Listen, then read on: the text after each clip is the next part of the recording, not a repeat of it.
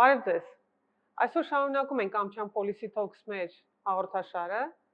եւ հյուրընկալում ենք Էլինա Մարգարյանին, ով հանդիսանում է Ամերիկայի առևտրի պալատը Հայաստանում կազմակերպության նախագահ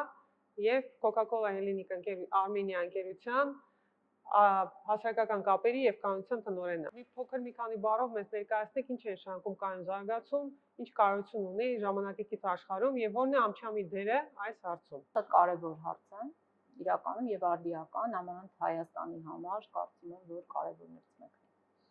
Կայուն զարգացում մի քանի մասից է բաղկացած։ Մենք խոսում ենք տնտեսական, սոցիալական եւ էկոլոգիական իրական տարրերի մասին։ Այսինքն, ինչպես պիտի լինի զարգացումը, տնտեսապես արդյունավետ, սոցիալապես արդար եւ իհարկե շրջակա միջավայրի վրա նվազագույն ազդեցություն։ Եվ այստեղ շատ կարևոր է, որպեսզի մենք հասկանանք մասնավոր հատվածի դերը եւ այն երկխոսությունը, որը նաեւ ապահովում է պետական հատվածը։ Քանի որ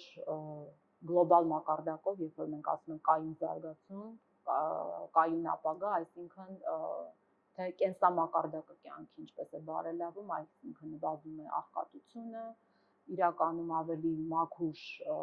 չգիտեմ, շրջակա միջավայր ենք ունենում եւ իհարկե ավելի լավ ենք օգտագործում շրջակա միջավայրի մեր ռեսուրսները, որպեսզի մեր մյուս ծերունները դրանց չտուժան։ Շնորհակալություն։ Եթե թույլ տաք մի փոքր մանրամասնենք թեման, Ամչամը 170-ից ավել կազմակերպություններ է միավորում եւ մենք ունենք բավականին մեծ աշխատախումբ ընդլայնված ընդ որում, ովքեր որ շատ ինտենսիվ կարելի ասել ռեժիմով քննարկում են պետության հետ կայուն զարգացման խնդիրը։ Որն է Ամչամի դերը եւ որն է այն փորձառությունը, որ դուք ուզում եք այստեղ բերել որպես դրական փոփոխություն մեր պետությունում։ Երթի լավ կլինի մի քիչ պատմեմ, իրականում ինչ գործ արի Ամչյանը սկսած 2019 թվականից, երբ որ ստեղծվեց կայուն զարգացման աշխատանքային խումբ։ Ստեղծվեց աշխատանքային խումբը, որտեղ արդեն մենք սկսեցինք խոսել ՍԵՊԱ-ի իրականում պայմանագրի մասին, այսինքն Եվրամիություն Հայաստան, որտեղ մենք ունենք կայուն զարգացման տարր, այսինքն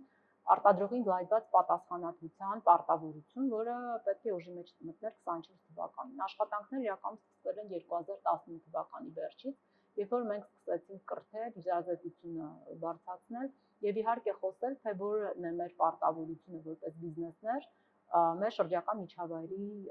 դիմաց եւ ինչ մենք պիտի անենք։ Եվ 2020 թվականին մեր շահառուները մասնավորապես այստեղ ուրեմն շրջակա միջավայրի նախարարություններ, տարածքային կառավարման նախարարությունը երկխոսությունը պարտադիր էր, ուզում նշեմ, էլի ոչ միայն բիզնեսների, այլ մեր պետական գերատեսչությունների հետ, հասկանալով թե որն է այն մոդելը, որը հնարավորություն կտա ստեղծել այն ենթակառուցվածքը, որը մեզ կտանի դեպի շրջանաձև տնտեսություն։ Նշեմ նաև, որ շրջանաձև տնտեսությունը դա երևի մի քանի քայլ առաջ է, բայց իրականում տեսլականով գնալով կայուն զարգացման, արտադրողին գլայնված պատասխանատվության բնականաբար դա տանում է դեպի շրջանաձև տնտեսություն, թե ինչպես մենք մեր ռեսուրսները ավելի արդյունավետ օգտագործենք, որպեսզի մենք ավելի բարենպաստ շրջակա միջավայր ունենանք։ Ինչ արեցինք դրանից հետո։ Դրանից հետո տեխնիկական առաջադրանք մենք ձևավորեցինք, որը իրականում պետք է բիզնես վերլուծություն տար հասկանալու, թե որն է այն պլատֆորմը, ենթակառուցվածքը, որը հնարավորություն կտա բիզնեսներին լինել պատասխանատու։ Այստեղ շատ հեշտ է, երբ որ դու գալիս ես միջազգային բիզնեսի միջավայրից, քանի որ գլոբալ մակարդակով արդեն այս պարտավորություններ իրականում կան։ Այսինքն ամենամեծ փորձառությունը ուներ այս պայմանությամբ, Coca-Cola-ն, որպես ընկերություն աշխարհում կանաչ, այսպես ասած, տնտեսությունը զարգացնել եւ անվնաս գործունեություն ծավալելու իմաստով։ Տեսեք, 2018 արդեն թվականին մեր գլխավոր տնօրենը Ջեյմս Քունսին Դավոսի ֆորումում հայտարարեց, որ Coca-Cola-ն բոլոր այն ուրեմն շուկաներ, որտեղ գործունեություն է ծավալում, պարտավոր է վերամշակել այն փաթեթը, որը տալիս է շուկա։ Այսինքն այստեղ մենք խոսում ենք բիզնես մոդելի մասին, որ բնականաբար դու չես կարող առանց այդ փաթեթավորման, ավելի բարձր ասելով, առանց պլաստիկի կամ առանց ապակու, քո ըմպելիքը վաճառես։ Եվ դա մենակ Coca-Cola-ին բնականաբար չի վերաբերվում, բայց քանի որ մենք գլոբալ մակարդակով ունենք այդ հանձնառությունը, իրականում փորձը շատ մեծ է, քանի որ միջազգային փորձը հնարավորություն է մեզ տալիս նաև դա կիրառել Հայաստանում։ Ես ճիշտ եմ հասկանում, որ կան էլի կազմակերպություններ, որոնք պատրաստ են իրենց մեծ փորձառությունը, որ լինելով միջազգային առաջատար կազմակերպություններ, բերել ի նպաստ հայկական բիզնեսների, սովորեցնել, կիսել, իրազեկել այն բոլոր տեխնոլոգիաները, որ դուք տիրապետում եք արդեն եւ ձեր գիտելիքով։ Որտեղ այդ համագործակցությունների պահով Ամչամի այդ ուղղության մասին փոքր Տեսեք, կա զարգացման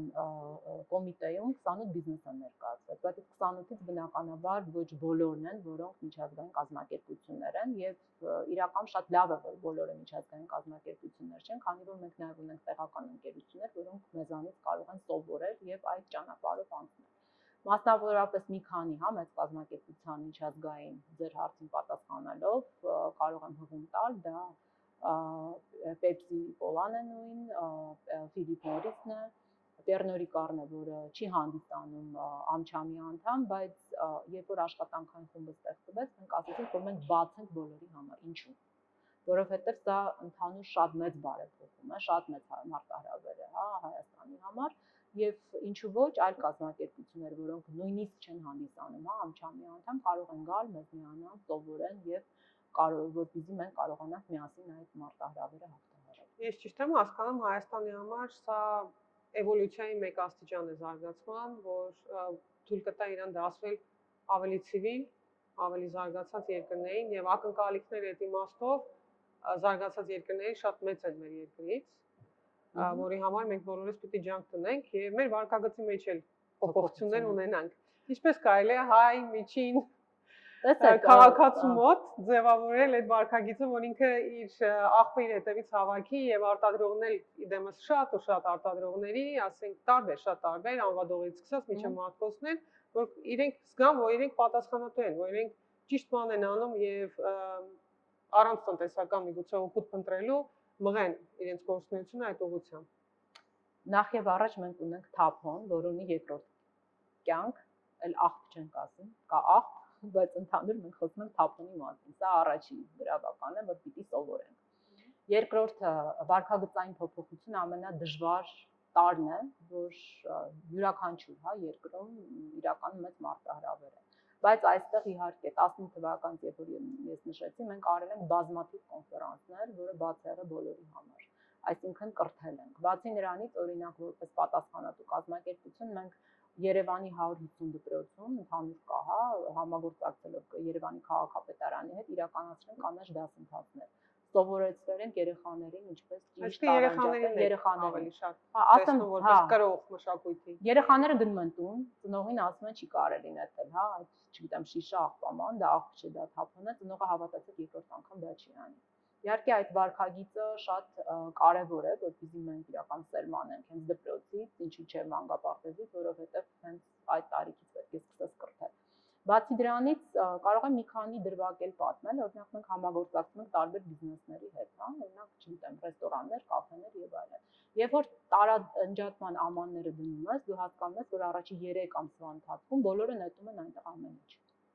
Հետո սկսում ես փորձարկել, ինչն է աշխատում։ Այսինքն տարբեր սոցիալ հարթակներում ինչ որ էլի իրազեկության բարձրացման որոշակի, գործիքակազմով, երբ որ դու սկսում ես աշխատել, ուրեմն մենք 3 ամսից սկսած, երբ որ սկսեցինք, այսինքն գործիքակազմը օգտագործել, մենք 100 մոտավորապես 80% աճ կարողացանք արձանագրել, այսինքն Երևանում։ Այո, այսինքն Ես գիտեմ, որ մեծ քաղաքներում ավելի դժվար է դա անել։ Դա ամբողջ Երևանը չի, դա ընտրված իրականում կետեր են, ում հետ մենք աշխատում ենք, ինչպես ասեցի, Հոռեկայի շրջանակում եւ այստեղ տեսնում եք, որ հասարակությունը պատրաստ է։ Այսինքն հասարակությանը պետք է տալ այդ ճանապարհը, որով ինքը պետք է անցնի, կրթվի եւ իհարկե նորից պատասխանատու ձևով կրթել եւ բացի կրթությունով գործել։ Բայց ամենակարևորը այստեղ թե ինչ ենթակառուցվածք կա, որը մեզ հնարավորություն կտա իրականում անցնել դեպի շրջանաձև տնտեսություն։ Եվ պետք չի այդ մարտահրավերցնել, գնալ հասնել Եվրոմիություն, հասկանալով, որ օրինակ այնտեղ մինչև 2030 թվականը 100% պետք է վերամշակվի, Թափոնը, որը շուկա է դուրս գալիս։ Մենք կարծում ենք, որ պետք է սովորենք միջազգային փորձից, այն դասերից, որոնք մեր նման երկրները քաղել են, հասկանանք, տեղայնացնենք եւ ինչու՞ չէ, արդեն մենք 2 տարի խոսում ենք պիլոտային մի ծրագրի մասին, որը հնարավորություն կտա։ Ես ուզում եմ այդ ծրագրի մասին դուք անպայման մեզ պատմեք, հասկանալու Որն է քաղաքացու մասնավորի եւ միգուցե կառավարության դերը փոքր մասշտաբով տեղական իշխանությունների դերը նման տիպի գործունեություն ծավալելու եւ արդյոք աղբը կամ թափոնը հավաքելու մշակելը միշտ ինչ որ ծախսերի հետ է կապված, թե կարող է դառնալ եկամտաբեր գործունեություն եւ ինքը ավելի մեծ ապագա ունի, քան մենք պատկերացնում ենք։ Տեսեք, պիլոտային ծրագիրը ինքը իրականում գործնականում ցույց կտա, թե ինչպես է այդ ամբողջ գործընթացը աշխատում։ Այսինքն մենք այստեղ խոսում ենք ներմուծողների եւ արտադրողների մասին։ Նորից ասեմ, բիզնես մոդել, որը առանց թափոնի չի գործում, ավելի պարզ բառերով, այսինքն այն արտադրողները եւ ներմուծողները, որոնք թափոն են առաջացնում, իրենք պատասխանատու են, որպեսզի այդ թափոնը տարանջատվի, հավաքագրվի եւ վերամշակվի։ Հիմա դերը մասնավորի եւ պետականի երկխոսության կայանում է նրանում, որ հիմա բնականաբար պետք է լինի արդար օրենսդրություն, որը դա պիտի կարգավորի։ Արդար օրենսդրական առաջի, դրաֆտ, փաթեթը արդեն իսկ քննարկման է դրվել մեր աշխատանքային խմբի շրջանակում, որը իրականացվում է շվեդական զարգացման գործակալության եւ ամերիկյան համալսարանի կողմից, որը ցույցում է, թե այսինքն ներկայացնում է, թե այդ ամբողջ գործընթացը ինչպես պիտի կատարվի։ Կանոնները այսինքն արդեն կան ինչ-որ կանոնները կան, բայց ընդհանուր ավելի մանրամասն, դա ինչպես պետք է, նրանց գործնականում արդեն գործընկերների մասնավոր պատասխանատուներն ու իրավունքները այդքան դեռ պարզ չեն։ Պարզ չեն եւ նաեւ դեռ աշխատանքային փուլում են։ Հիմա որպեսզի մենք կարողանանք, մեր գործընկերներին, այստեղ ես խոսում եմ, պետականացիաների մասին օգնենք, թե պրակտիկ տեսանկյունից դա ինչպես է, գործում աշխատում Հայաստանում, որ չգրենք մի օրենք, չընդունենք մի օրենք, որ իրական գործնականում չի աշխատելու։ Պիլոտը շատ կարևոր է իրականում, քանի որ բոլոր այն քաղաք դասերը, Հայաստանի կոնտեքստում մենք կարող ենք նաև ներկայացնել եւ ինչու ոչ արդեն բարելավել այդ օրենքի նախագիծը, դարձնել օրենք, որ իհարկե գործնականում արդեն կլինի արդար բոլորի համար։ Շնորհակալություն Էլինա, իրականում շատ հետաքրքիր էր այս խոսակցությունը։ Վստահ եմ, թե Ամչամի պլատֆորմի մասնակիցներին, թե դրանից դուրս մասնավոր բիզնեսի խաղացողներին հասկանալու թե մեզ ինչ է սպասում եւ որն է մեր կազմակերպությունների միավորված, այսպես ասած, համատեղ պլատֆորմում աշխատելու արժեքը, որպեսզի մենք հասնենք այն նպատակին, որ իրոք դարձնի Հայաստանը կանաչ, զարգացող եւ կայուն։ Շնորհակալություն Ինգա, միանշանակ մենք հանձնառանք այս գործին եւ մինչեւ վերջը առաջ ենք տանելու։ Մի հատ հարց կար, որ երևի ես չանդրադարձա իրականում, թե բիզնեսի համար դա ինչ կարժենա, այսինքն բիզնեսը ինչ ներդրում պետք է կատարի։ Այստեղ շատ մեծ տար է պատասխանատվությունը։ Այսինքն այստեղ բիզնեսը պիտի չնայի սա որպես պատասխանատվություն, այսինքն ես իրականացնում եմ եւ դրա դիմաց ես գումար եմ, վաստակում, որտեղ սա գումար վաստակելու մասին չի։ Սա իրականում գլոբալ մակարդակով պատասխանատու լինել շրջակա միջավայրի եւ ռեսուրսների համար։ Եվ բիզնեսը մտովի էլ պետք է պատրաստ լինի այս պատասխանատվությունը կրելու։ Շնորհակալություն։ Շնորհակալություն։ Լավ եմ ողջունում։